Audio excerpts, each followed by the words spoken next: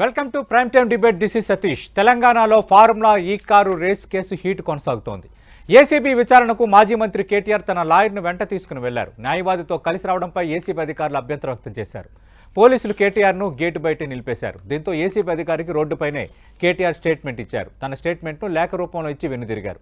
కేటీఆర్కు మరోసారి ఏసీబీ నోటీసులు ఇచ్చే అవకాశం ఉంది. మరోవైపు కేటీఆర్ను రేపు ఈడీ విచారణకు పిలిచింది. ఉదయం 11 గంటలకు ఈడీ కార్యాలయానికి రావాలని గతంలో ఇచ్చిన నోటీసుల్లో పేర్కొంది. అయితే ఈడీ విచారణకు హాజరవుతారా లేదా అన్న ఉత్కంఠ నెలకొంది. దీనిపై కాంగ్రెస్ బీఆర్ఎస్ మధ్య మాటల యుద్ధం జోరందుకుంది. ఉత్కంఠ రేపుతున్న పొలిటికల్ రేస్పై వాటి ప్రైమ్ టైం డిబేట్ చర్చలో పాల్గొంటున్నారు పీసీసీ ప్రధాన కార్యదర్శి, అధికార ప్రతినిధిగా ఉన్న చరణ్ కౌశిక్ యాదవ్ గారు, అలాగే బీఆర్ఎస్ నుంచి ఆ పార్టీ నేత దూదిమెట్ల బాలరాజ్ యాదవ్ మరికాసేపట్లో డిబేట్లో జాయిన్ కాబోతున్నారు. చరణ్ కౌశిక్ గారు, హైకోర్టు క్వాష్ పిటిషన్కి సంబంధించిన తీర్పుని రిజర్వ్ చేస్తున్న ఈ పరిస్థితుల్లో ఏసీబీ తన పరిధిని అతిక్రమించి వ్యవహరిస్తోంది. ఇది కేటీఆర్ చేస్తున్న ప్రధాన ఆరోపణ. స్పెసిఫిక్గా ఇక్కడ లాయర్ను అనుమతించలేదు, రెండోది విచారణకు పిలిచి లోపలికి అనుమతించలేదు, అందుకే ఇంక లిఖితపూర్వకంగా ఇవ్వాల్సి వచ్చిందని కేటీఆర్ అంటున్నారు. మరోసారి లాయర్ను అనుమతించాలి, దానికి సంబంధించి క్లియరెన్స్ ఇవ్వాలంటూ రేపు కోర్టుకు వెళ్ళే యోచనలు కూడా కేటీఆర్ ఉన్నారు. అంటే ప్రధానంగా చాలా స్పష్టంగా అరెస్ట్ అయిన వ్యక్తులు మాత్రమే అడ్వకేట్ ని పెట్టుకోవాలనేది రూల్. అది ఈడీ కేసు అయినా ఏసీబీ కేసు అయినా యాజ్ పర్ చట్టం. అయితే మరి చట్టాన్ని మరి కేటీఆర్ గారికి ఏమైనా చట్టం చుట్టంగా మారుతుందా, లేకపోతే కేటీఆర్ గారికి ప్రత్యేక చట్టాలు అయితే ఉండవు కదా. ప్రత్యేక చట్టం అదే కాకుండా మీకు నిజంగానే అడ్వకేట్ కావాలి అనుకున్నప్పుడు మీరు ప్రత్యేకంగా కోర్టుకు పోయి కోర్టు అనుమతి ద్వారా కూడా మీరు అనుకున్నటువంటి అడ్వకేట్ తీసుకుపోవచ్చు. కానీ ఇక్కడ మీరు ఎలాంటి కోర్టుకు పోలేదు, లేదు చట్టంలో అడ్వకేట్ తీసుకోవాలని నిబంధన లేదు. అనవసరంగా దాని విషయంలో రాజకీయం చేసే ప్రయత్నం బీఆర్ఎస్ పార్టీ చేస్తూ ఉంది. ఎందుకు మరి రామారావు గారు అనవసరంగా తెలంగాణ రాష్ట్ర ప్రజలను తప్పుదారి పట్టించే ప్రయత్నం చేస్తూ ఉన్నాడు. అదేగా నేను అరెస్ట్ అయితే అన్నప్పుడు ఏసీ వారు విచారణ పిలిచినప్పుడు మీరు హాజరై మీకు అన్నటువంటి వాళ్ళు ఏమంటారో దాన్ని సమానం చెప్పేస్తే అయిపోదు కదా. రోడ్డు మీదనే వాంగ్మూలు చేయాల్సిన అవసరమే వచ్చింది. ఎందుకు అడ్వకేట్ తీసుకుపోవాలని ఆలోచన వచ్చింది. నేను అరెస్ట్ అయితే కాబట్టి అరెస్ట్ అయినట్టుగా కేటీఆర్ గారు భావిస్తున్నారా? లేకపోతే ఎందుకంటే నేను అరెస్ట్ అవుతా, నేను జైలుకు పోతా, నేను ఫిట్నెస్ పెంచుకుంటా, నేను వచ్చి మళ్ళీ పాదయాత్ర చేస్తా, నేను ముఖ్యమంత్రి అయితే అని చెప్పి కేటీఆర్ గారు కలలు కంటున్నట్టు చాలా స్పష్టంగా కనపడతా ఉంది. ఏసీబీ విచారణ పిలిస్తే ఇంత ఉలికి పడితే రేపు ఏం జైల్లో ఉంటాడు? అంటే ఏసీబీ విచారణకి ఇచ్చిన నోటీసు నా చేతిలో ఉంది. నిపుణులు అంటుంది ఏంటంటే, ఒక నోటీస్ ఇచ్చేటప్పుడు ప్రస్తుతం మారిన చట్టాల ప్రకారం 38 BNS కానీ 179 BNS కానీ 94 BNS కింద ఇవ్వాలి. దాని ప్రకారం అది. కానీ ఇది ఒక లెటర్ లాగా ఉంది, ఇందులో ఏ సెక్షన్ల ప్రస్తావన కూడా లేదు అన్న అంశం ఇప్పుడు తెర ముందుకు వస్తుంది. ఇప్పుడు మీరు నిజంగానే అట్లా ఉంటే కేటీఆర్ గారు అట్లా ఉంటే వారు ఊకోరు కదా. వారికి న్యాయ నిపుణులు ఉంటారు, అదే కాకుండా వారికి ప్రత్యేకంగా అడ్వకేట్స్ ఉంటారు, వారు కోర్టుకు పోతారు. మరి కోర్టుకు అవన్నీ వాళ్ళు చూసుకోకుండానే ఏసీబీ దగ్గరకు వచ్చి వారు విచారణకు హాజరైతని చెప్పేసి వచ్చారు. బట్ అధికారులు లోపలికి అనుమతించలేదు కాబట్టి నేను లిఖితపూర్వకంగా వివరణ ఇచ్చి వెళ్ళానని చెప్తున్నారు. ఇప్పుడు కేటీఆర్ గారికి సంబంధించిన లీగల్ టీము చాలా ఇక్కడ నోటీస్ ఇచ్చి కూడా బాగానే రోజులు అవుతా ఉంది కాబట్టి వారు కూడా పరిశీలించి ఉంటారు. నేనే చట్టం ప్రకారం నోటీస్ ఇవ్వకుండా ఉంటే వాళ్ళు కూడా కోర్టుకు పోయేవాళ్ళు. కోర్టుకు పోలేదనే చాలా స్పష్టంగా సరే ఏసీ వారు వాళ్ళ రూల్స్ ప్రకారం ఏ విధంగా వాళ్ళు ముందుకు పోతారు అనేది వాళ్ళకి సంబంధించిన వ్యవహారము. వాస్తవంగా ఇక్కడ చట్టపరంగా కాంగ్రెస్ పార్టీ మేము ఏం కోరుతా ఉన్నామంటే, మీరు ప్రతిసారి రాజకీయం చేసే ప్రయత్నాన్ని మానుకోవాలని చెప్తా ఉన్నాం. అడ్వకేట్ పేరు మీద రాజకీయం చేస్తారు. అదే కాకుండా ఏకంగా ప్రభుత్వాన్ని బదనాం చేసే ప్రయత్నాలు కావచ్చు. నేను అరెస్ట్ అవుతా అంటుండు, తనే అరెస్ట్ అయినట్టుగా భావించి నేను అడ్వకేట్ తీసుకుపోతా అని చెప్పే ప్రయత్నంలో భాగంగా కేటీఆర్ గారు ముందుకు పోతున్న కనపడతా ఉంది. కాబట్టి చట్టం అనేది ఎవరికి చుట్టం కాదు. చట్టం అనేది అందరికీ సమానంగా ఉంటుంది. తెలంగాణ రాష్ట్రంలో ప్రజాప్రభుత్వం తన మన అనే భేదమే లేదు. ఖచ్చితంగా ఎవరికైనా, కేటీఆర్ గారికైనా, తెలంగాణ రాష్ట్రంలో సాధారణ ప్రజలకైనా ఒకే చట్టం ఉంటుంది. ప్రజాప్రభుత్వంలో ఏ వ్యక్తి యొక్క హక్కును హరించే ఉద్దేశంలో కాంగ్రెస్ ప్రభుత్వం ముందుకు పోవడం లేదు, చాలా స్పష్టం.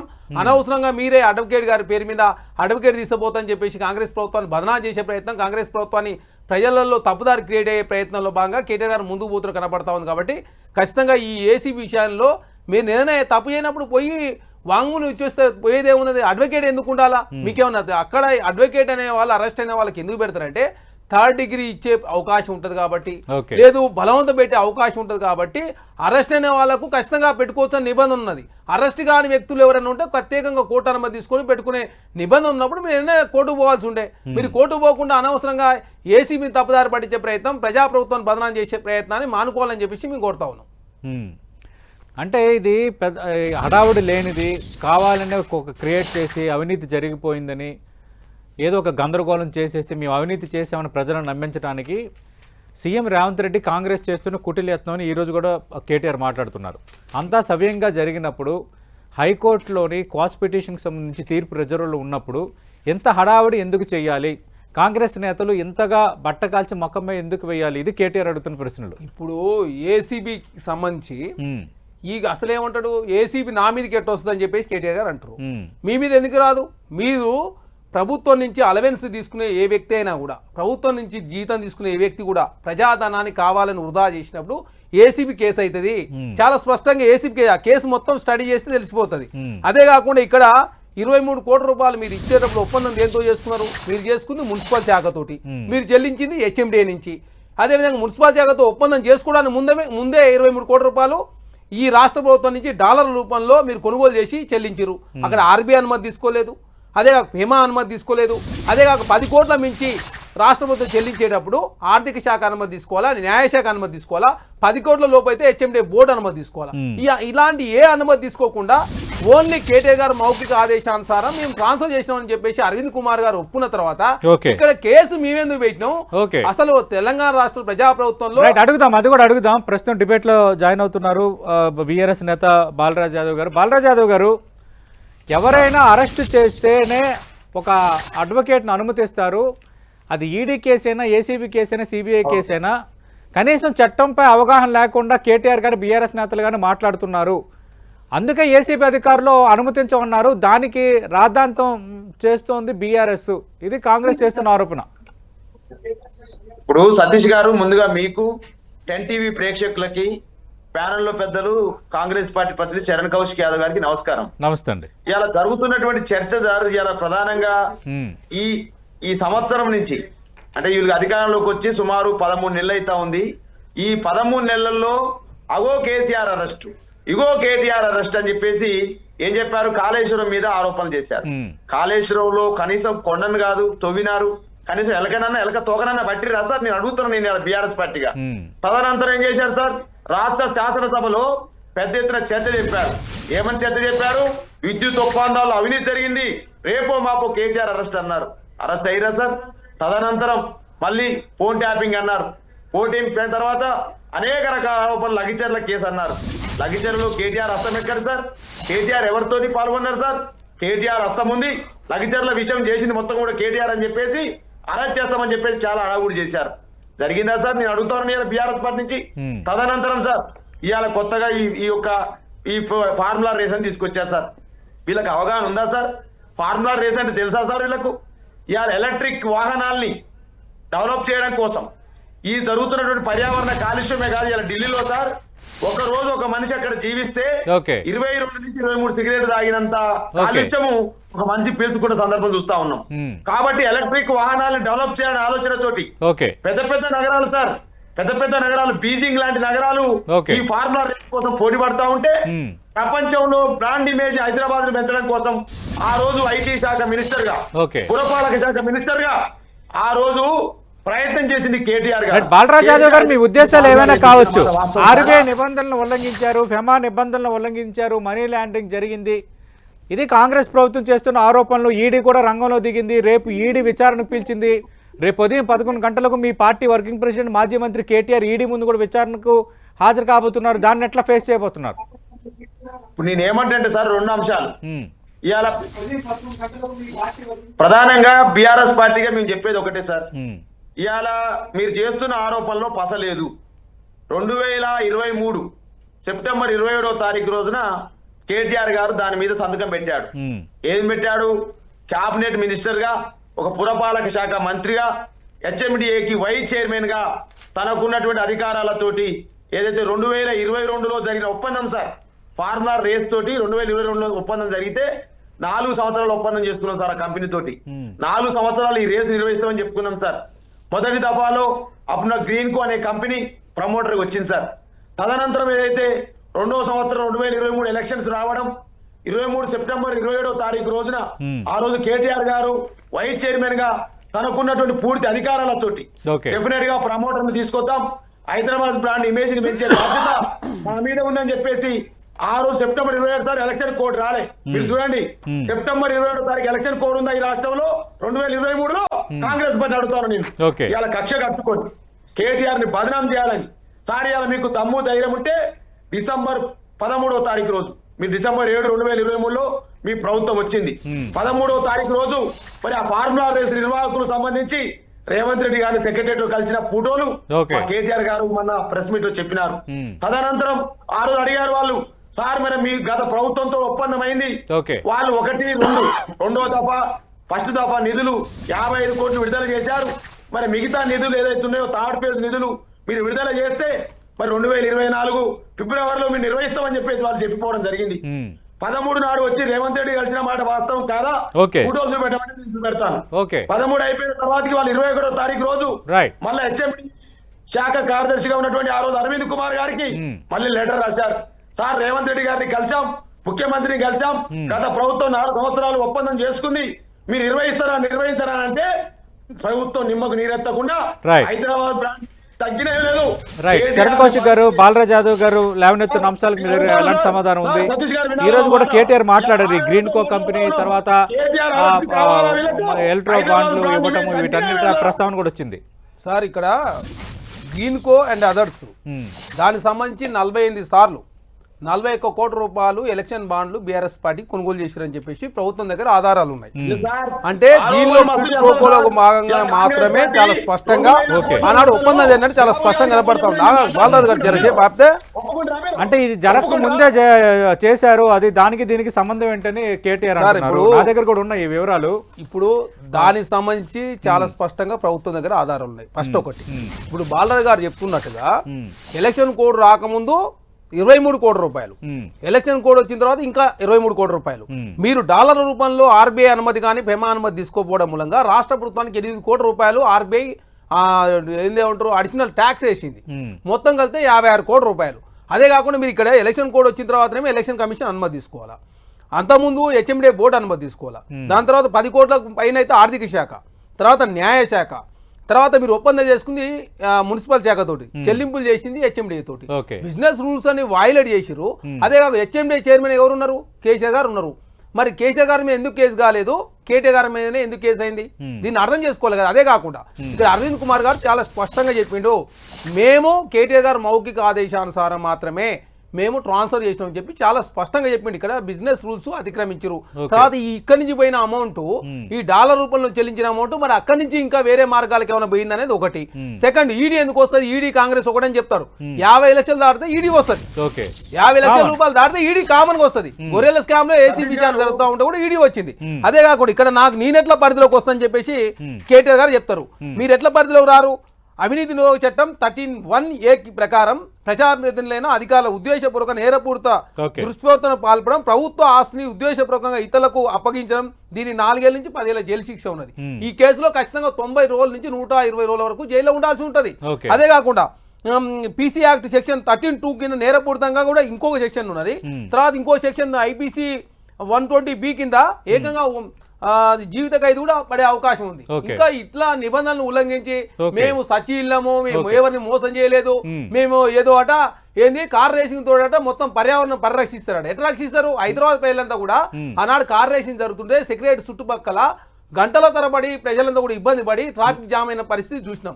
అదే కాకుండా రాష్ట్ర ప్రభుత్వానికి 600 కోట్ల రూపాయలు నష్టమే పని మీరు చేసి ఈ ఏకంగా రాష్ట్ర ప్రభుత్వానికి ఫార్ములా ఈ కార్ అనేది ఒక ప్రెస్టేజ్ ఇష్యూగా అందరూ ఫీల్ అవుతున్నారు కదా. ఇప్పుడు మీరు అధికారంలో ఉన్న కర్ణాటక కూడా ఇప్పుడు అది కావాలనుకుంటుంది, జమ్మూ కాశ్మీర్ కూడా యాస్పైర్గా ఉంది ఇప్పుడు యాస్పిరెంట్గా. సార్ మేమేమంటున్నాం అంటే ప్రపంచంలో చాలా దేశాలు జరుగుతుంది కదా లేదు ఇది. సార్ మేమేమంటాం కార్ రేసింగ్ అనేది ప్రజలు ఇబ్బంది పెడతానుక మీరు చెప్పండి ఊరు బయట ఎక్కడో పెడితే ఎవరికి ట్రాఫిక్ జామ్ కాలేదు ఇబ్బంది కాలేదు ఒకటి మీరు నిబంధనలన్నీ తొంగలో దొక్కి ఓకే కార్ రేసింగ్ ద్వారా నేను లాభం జరిగినప్పుడు ఓకే ఈ లాభం జరిగితే ఎందుకు వెళ్ళిపోయింది మరి గ్రీన్ కో సంస్థ ఓకే మీరు చెప్పండి వాళ్ళ నష్టం అయితే వెళ్ళిపోయింది నా నష్టాన్ని రాష్ట్ర ప్రభుత్వము ప్రజాధనాన్ని కావాలని వృధా చేసే ప్రయత్నం మీరు చేస్తే ఎట్లా Right. కాబట్టి బాలరాజు దానిలో గారు. భాగంగా చట్టాన్ని అతిక్రమించారు కాబట్టి చట్టం అనేది ఎవరికి చుట్టం కాదు. బాలరాజు గారు అన్ని మీరు ఆరోపణలు అంటున్నారు కానీ మా దగ్గర పూర్తి వాస్తవాలు ఉన్నాయి, పూర్తి ఎవిడెన్స్తోనే ఏసీబీ కేసు నమోదు చేసింది అని చరణ్ కౌశిక్ గారు చెప్తున్నారు. మొత్తం సెక్షన్స్ డేట్లతో సహా మొత్తం ఎక్స్ప్లెయిన్ చేస్తున్నారు. ఇప్పుడు ఎట్లా ఫేస్ చేయబోతున్నారు? మీకున్న ఒక ఎగ్జామ్షను ఒక రిలాక్సేషన్ ఏంటంటే ఇంకా హైకోర్టు క్వాష్ పిటిషన్పై తీర్పు ప్రెజర్లు ఉంచడం.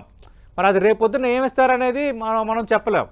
బట్ ఆ కారణంతో మీరు రేపు ఈడీ విచారణను కొంత తప్పించుకోవడానికి కేటీఆర్కు ఛాన్స్ ఉంది యాజ్ ఎ ప్రొవిజన్, లేదంటే కేటీఆర్ తరఫున ఎవరైనా హాజరయ్యే ప్రొవిజన్ కూడా ఉంది. నేనేమంటున్నంటే ఏ సంస్థతోనైతే ఈ రాష్ట్ర ప్రభుత్వం ఒప్పందం చేసుకుందో ఆ సంస్థనే చెప్తా ఉంది. ఫార్ములా ఈ రేస్ వాళ్ళు చెప్పారు మాకు మొదటి దఫా సెకండ్ దఫా నిధులు అందినాయి 55 కోట్లు, మిగతా నిధులు మాకు ఎప్పుడు ఇస్తారని చెప్పేసి రేవంత్ రెడ్డి గారిని డిసెంబర్ 13వ తారీఖు 2023 ఈ రాష్ట్ర సెక్రటేరియట్ లో ఆ యొక్క ఫార్ములా లెస్ నిర్వాహకులు కలిసిపోయిన మాట వాస్తవం కాదా? ఒక్కసారి కాంగ్రెస్ పార్టీ సమాధానం చెప్పాలి. First point.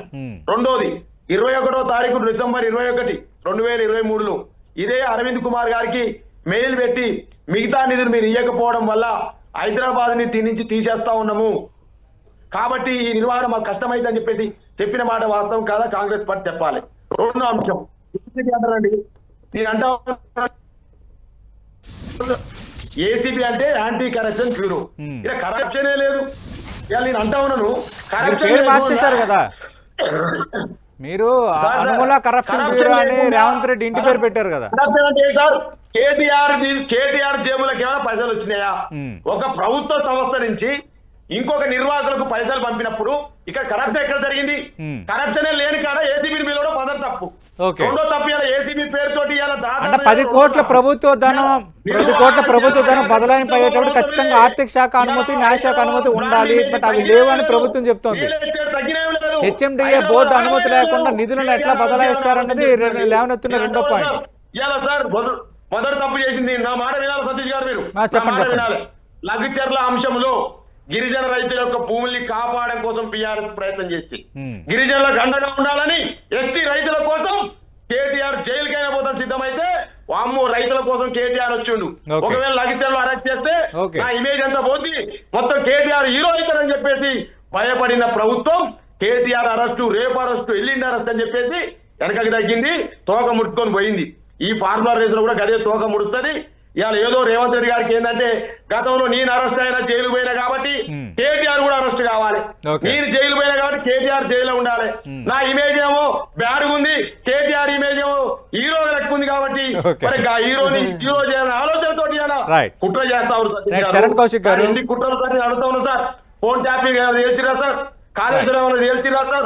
విద్యుత్ ఒప్పందాలు ఏమైనా తేల్చిరా సార్? లగిచర్లు ఏమైనా తేల్చిరా సార్? రైట్. చరణ్ కౌశిక్ గారు విద్యుత్ ఒప్పందం అన్నారు, ఏమీ తేల్చలేదు. ఫోన్ ట్యాపింగ్ అన్నారు, ఏమీ తేల్చలేదు.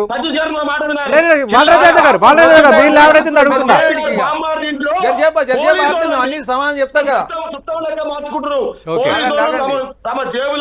రైట్ రైట్ రైట్ మీరు లేవనెత్తుంది అడుగుతున్నా. మీరు లేవనెత్తున్నారు. చరణ్ కౌశిక్ గారు కాళేశ్వరం అవినీతి అన్నారు, ఏమీ తేల్చలేకపోయారు.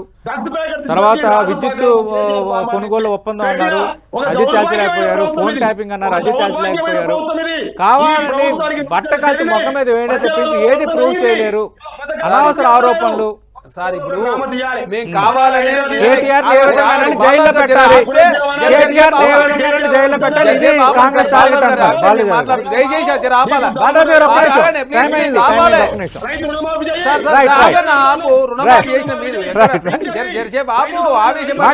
మాట్లాడదాం, అది మాట్లాడదాం.